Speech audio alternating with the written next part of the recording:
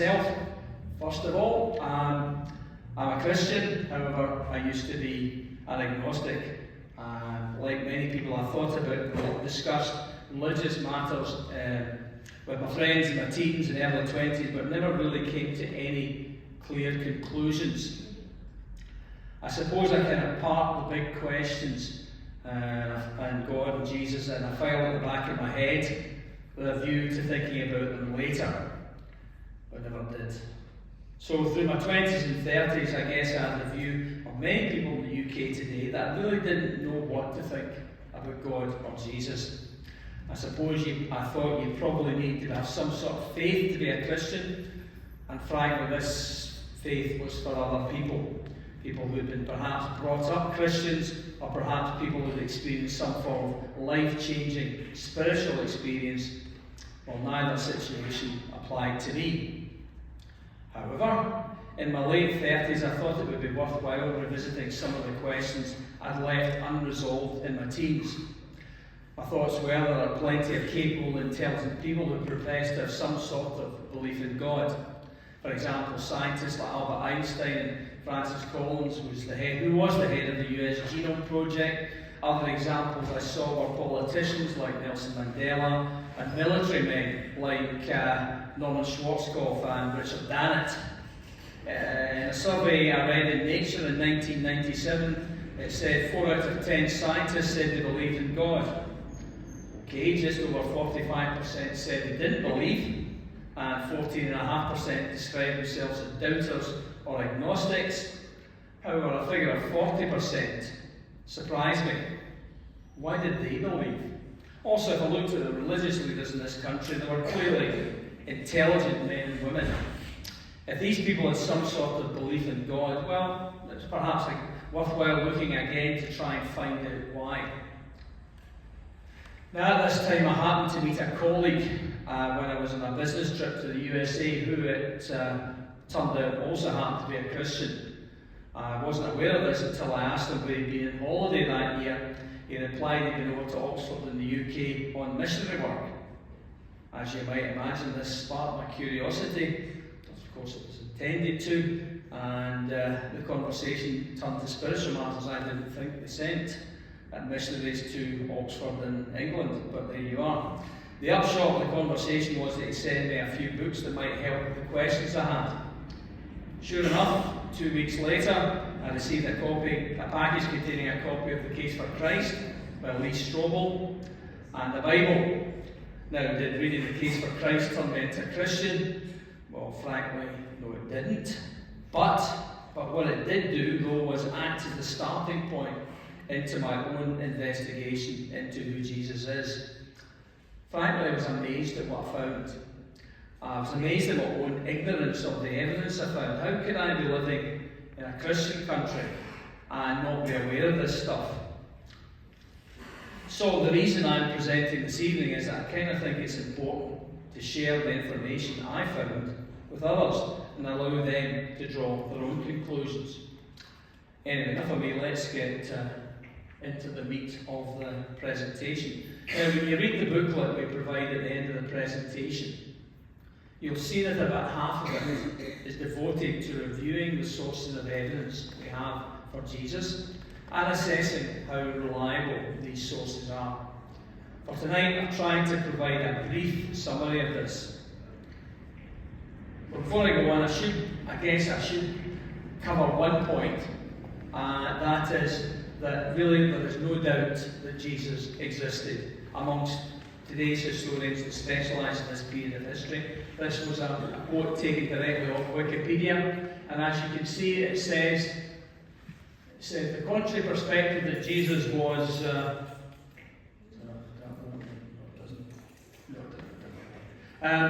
contrary perspective that Jesus is mythical is regarded as a fringe theory. So, I think we can take it as read that Jesus actually existed. I suppose the purpose of this evening is to try and look at the evidence, to try and identify, well, okay, if he existed, was he the Son of God? Okay, so, oh yes, that's a quotation by, I guess, the preeminent Jesus scholar who's, I guess, agnostic whether Jesus is the Son of God, but he said, whatever else you may think about Jesus, he certainly did exist. Okay, we're taking that as read. So what are the sources of evidence? Well, we've got the 4 Gospels of Jesus in the Bible. We've got the letters of Paul, Jude, and James in the Bible. We've got the Gospels of Jesus that didn't make it into the Bible. That's often called the Apocryphal Gospels. We've got written sources from outside the Bible dated to shortly after Jesus' life.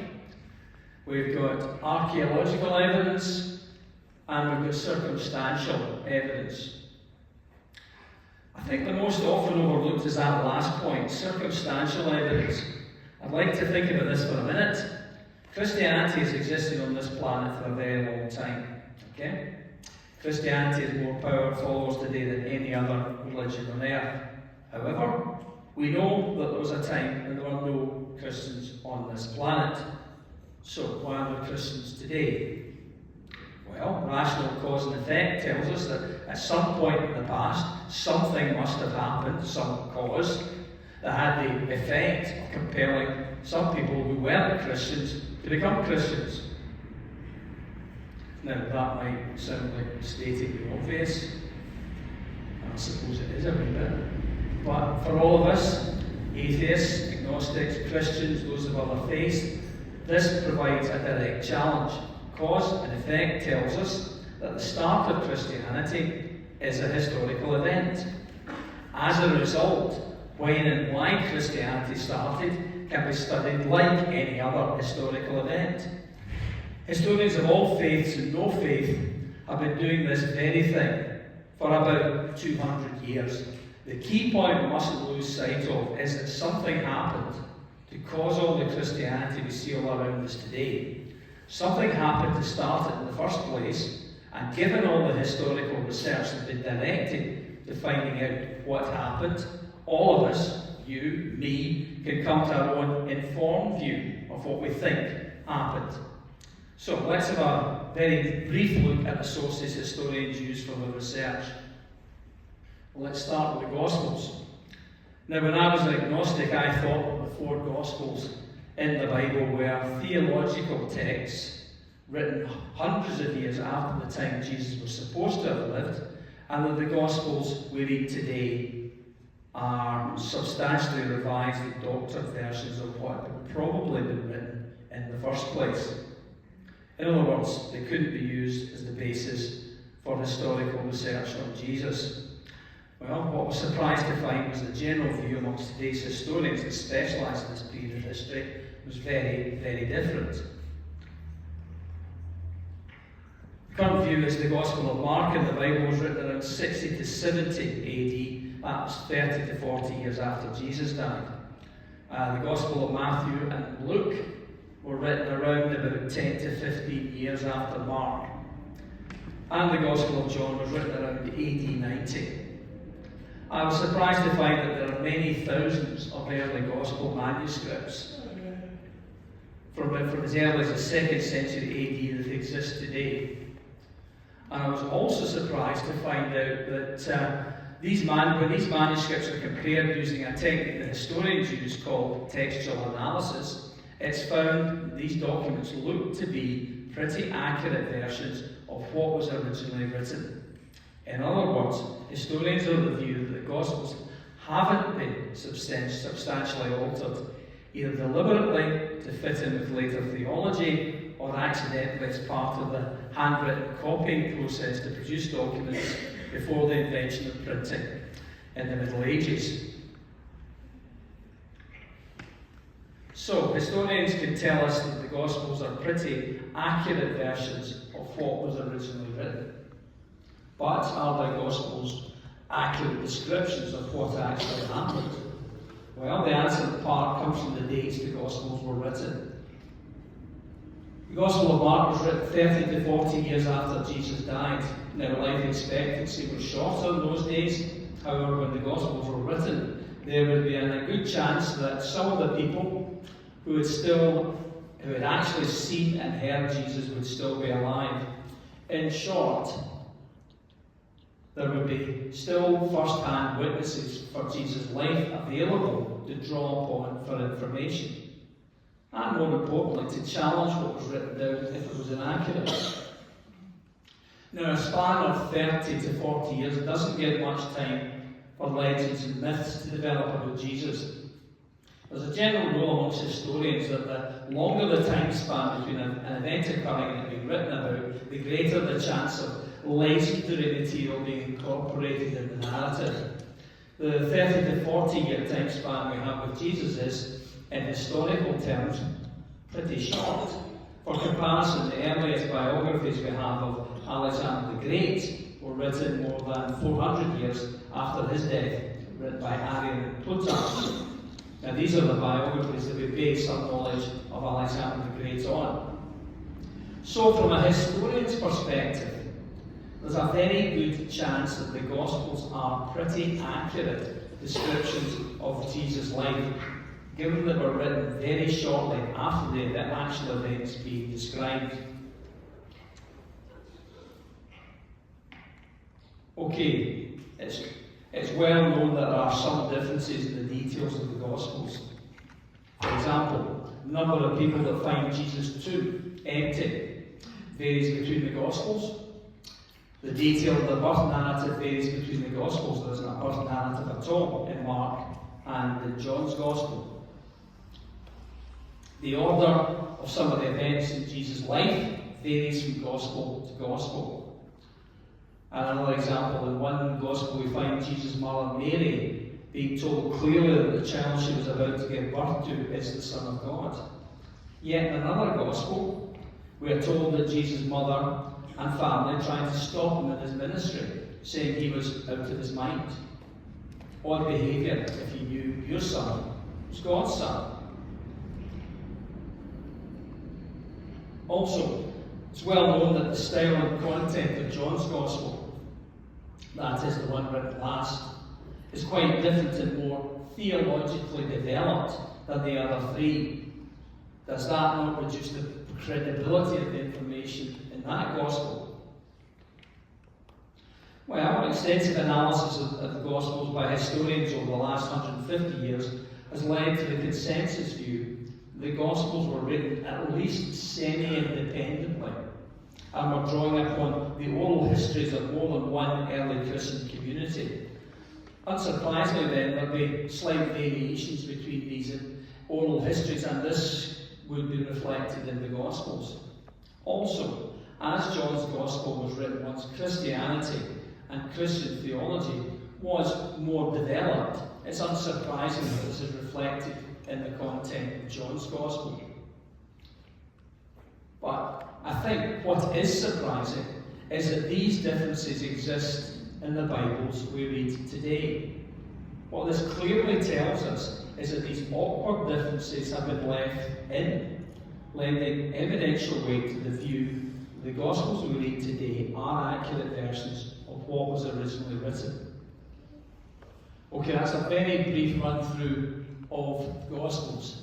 Another source of evidence we can use is Paul's letters in the Bible. Now, Paul wrote these letters to early Christian communities in Rome and other parts of the Eastern Roman Empire. Now, these were written around 15 to 25 years after Jesus died, so they predate the Gospels. There's also a consensus view amongst historians that the majority of the letters of Paul in the Bible were genuinely written, well, I suppose more accurately dictated, by Paul himself. In the letters is clear evidence that Christian worship and belief were already well developed. Logic tells us that this must have happened earlier than 15 to 25 years after Jesus died.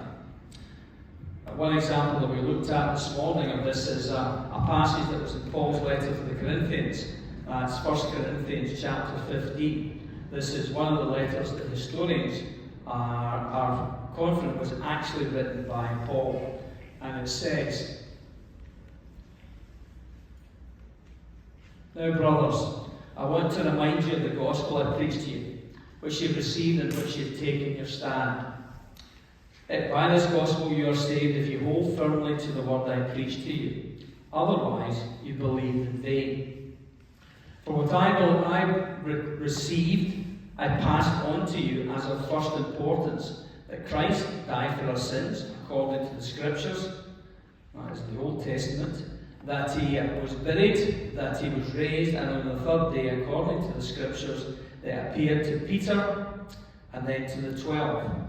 After that, he appeared to more than 500 of the brothers at the same time, most of whom are still living, though some have fallen asleep.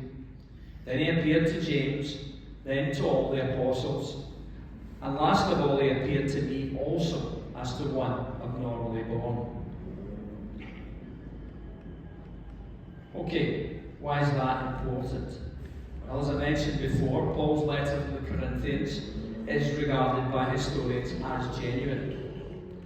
The passage we've just seen and heard is also regarded by historians as genuine. In other words, it doesn't look like a later addition. And what it shows is that at least as early as 15 to 25 years after Jesus' death, and most likely earlier than this, the central message of Christianity was the death and resurrection of Jesus and what it meant.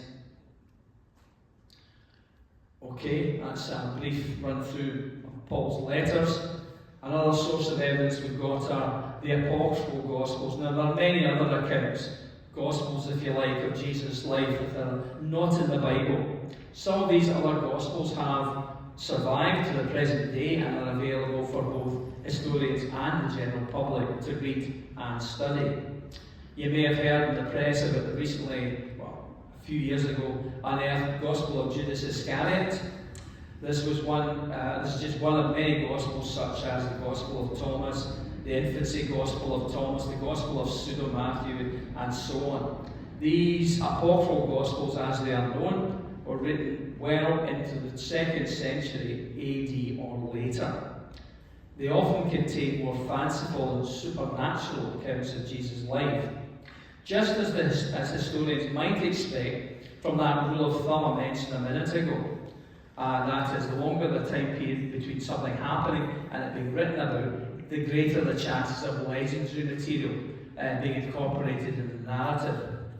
Historians use these apocryphal Gospels for study on the life of Jesus. However, they're probably more useful for study in the beliefs and practices of 2nd and 3rd century Christian communities that they sprung from.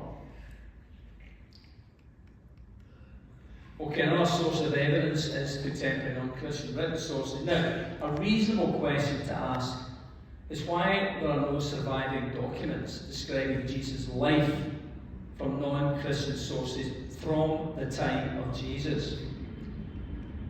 The argument goes that, well, if the events of Jesus' life were so momentous, why were they not written about by other writers at the time?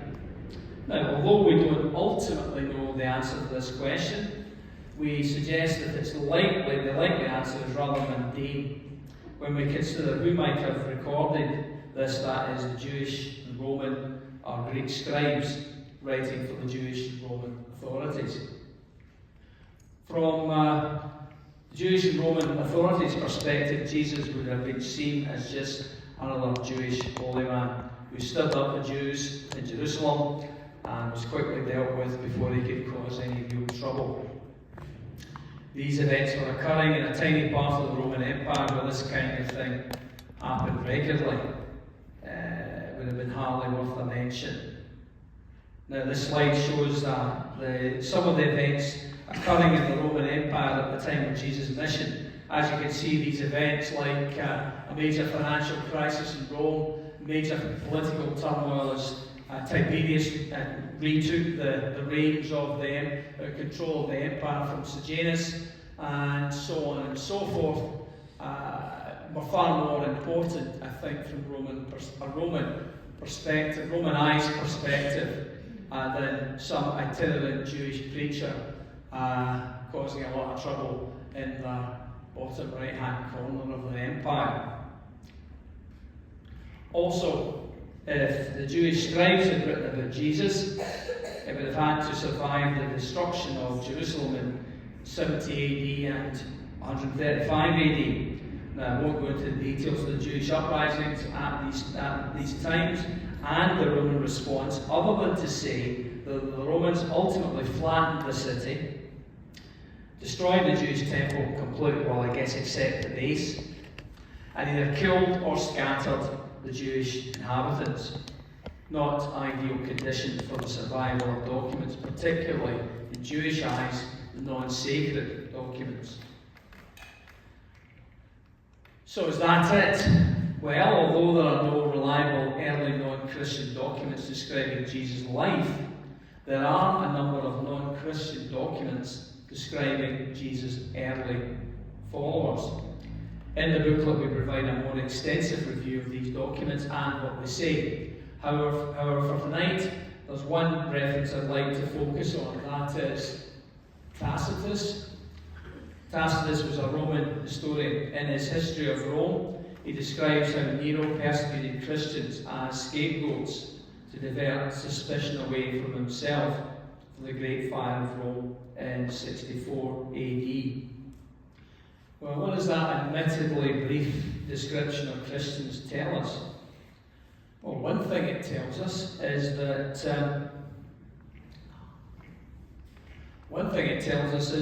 there were sufficient numbers of Christians in Rome in 64 AD to be singled out for attention by Nero.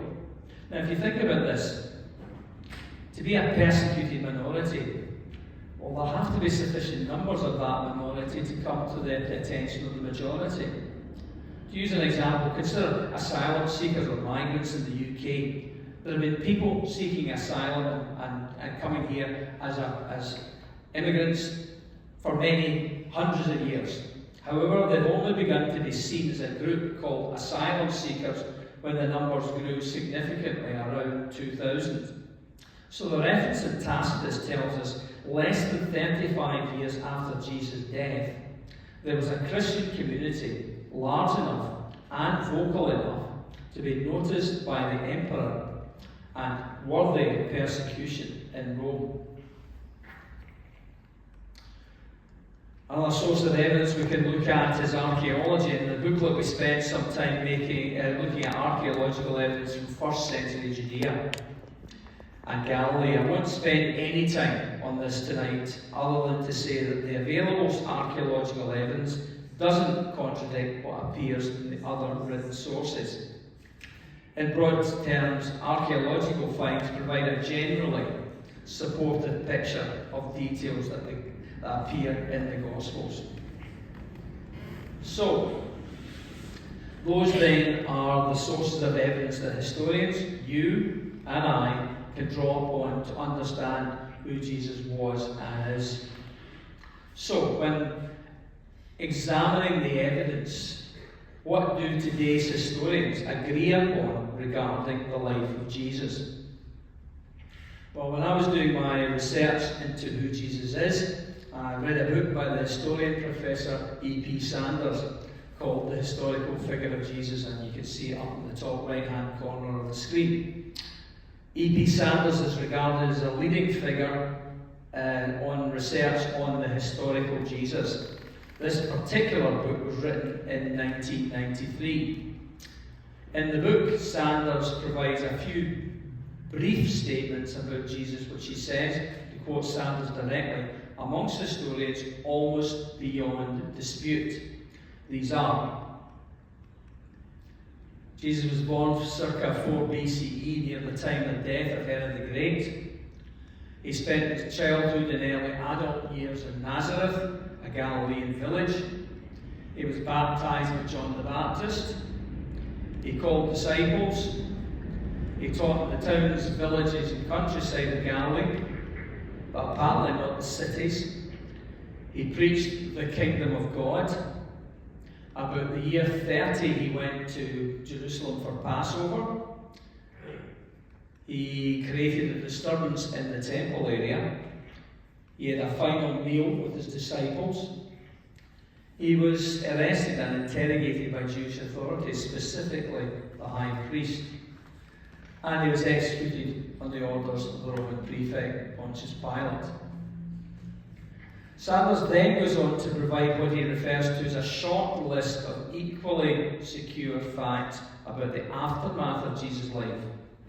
Again, these are historical facts that the majority of today's historians are agreed actually happened after Jesus' death.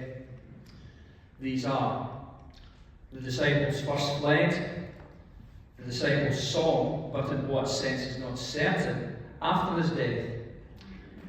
As a consequence, they believed that he would return to found the kingdom, and they formed a community to await his return and sought to win others to faith in him as God's Messiah. Now, I wonder if any of you find that was surprising. I know I did when I read it as an agnostic. I was surprised that they accepted the historical view of Jesus' life and its aftermath was so close to what I understood to be the biblical view. Now, when we look at evidence for the resurrection later on this evening, I'll come back to this list along with some of the circumstantial threads of evidence regarding early Christianity I've touched on so far. However, before that, I'd like to look at what the evidential sources tell us about Jesus himself. The evidential sources indicate that Jesus' disciples thought he was the Son of God and the Messiah. Were they correct?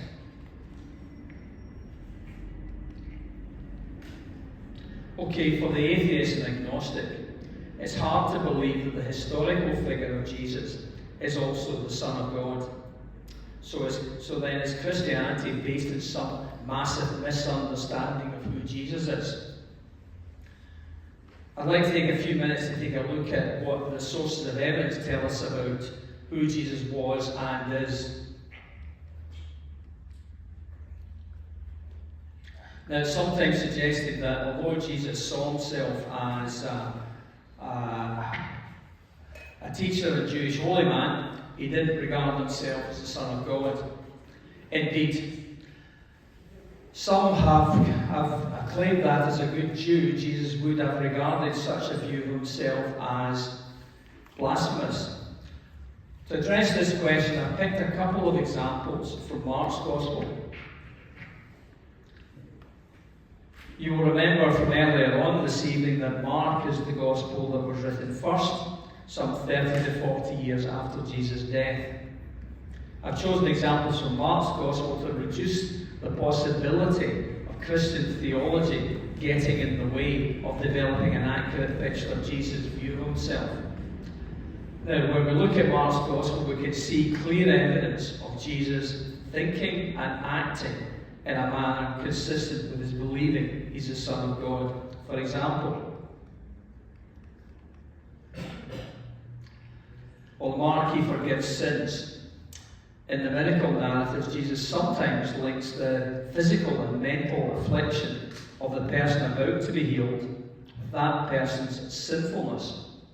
For example, in Mark chapter 2, he says, "Son, your sins are forgiven," as a precursor to the healing of a paralysed man. Now, as any good Jew knew, only God can forgive sins.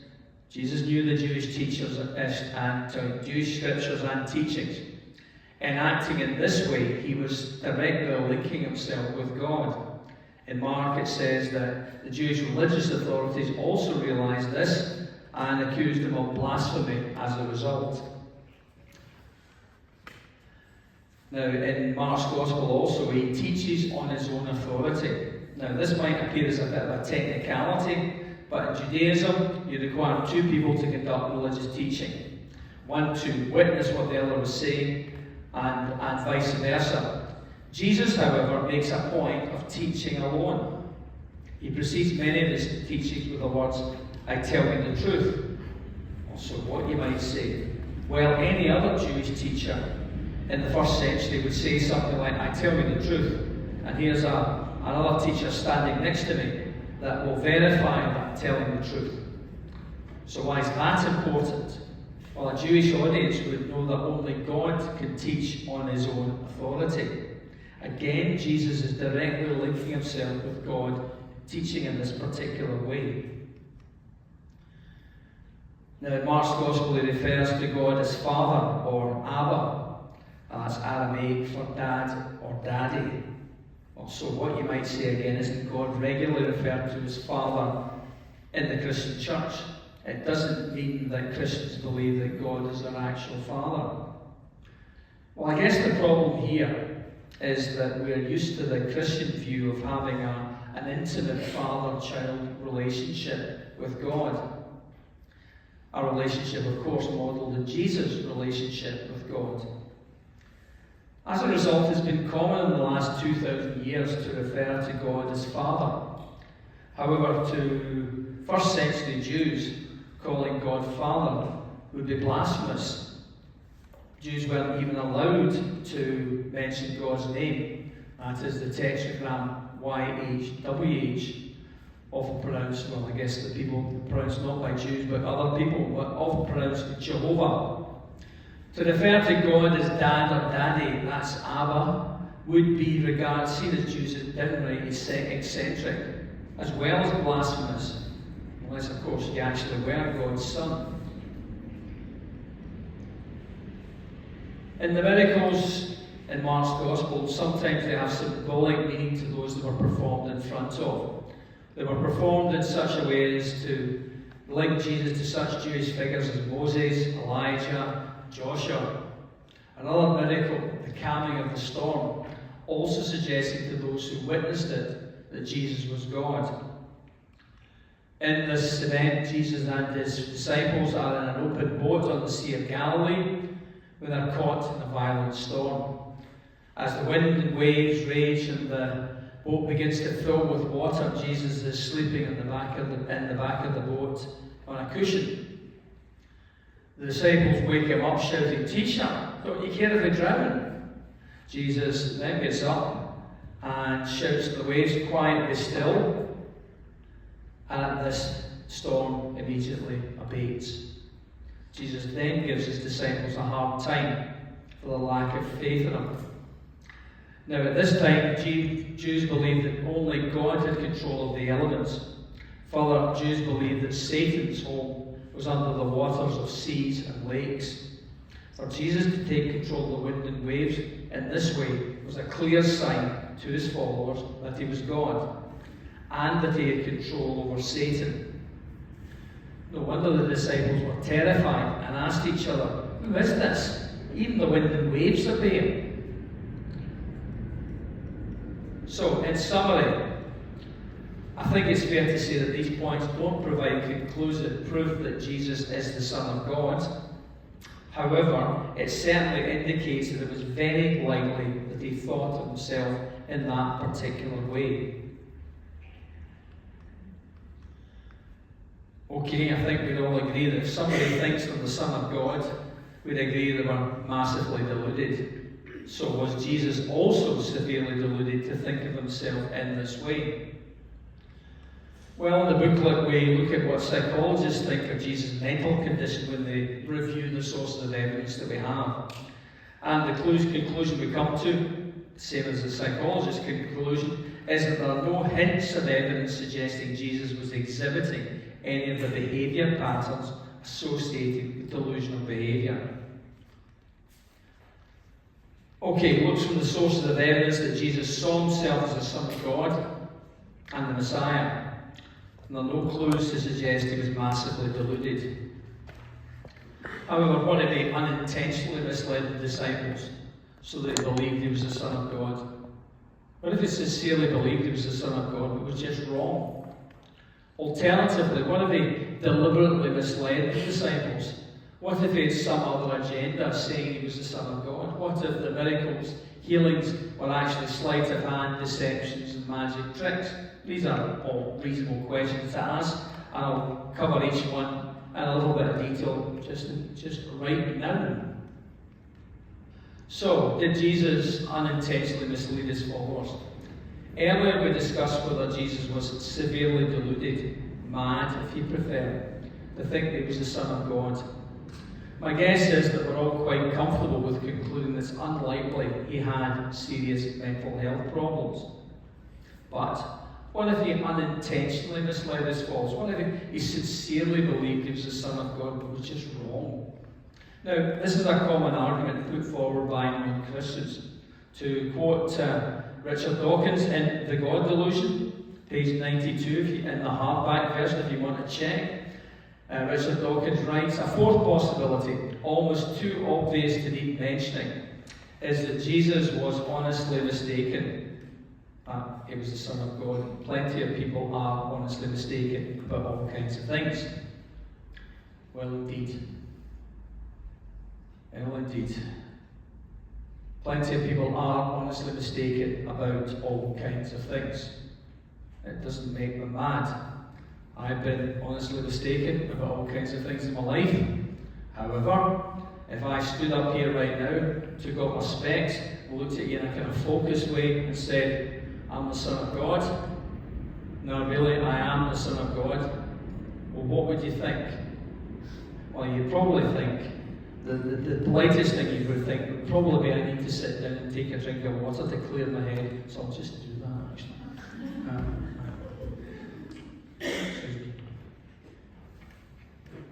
I needed that, right? Okay. So what am I saying? Well, I'm saying you can't have it both ways. If you think you're God, then you're either wrong in the head or you are God.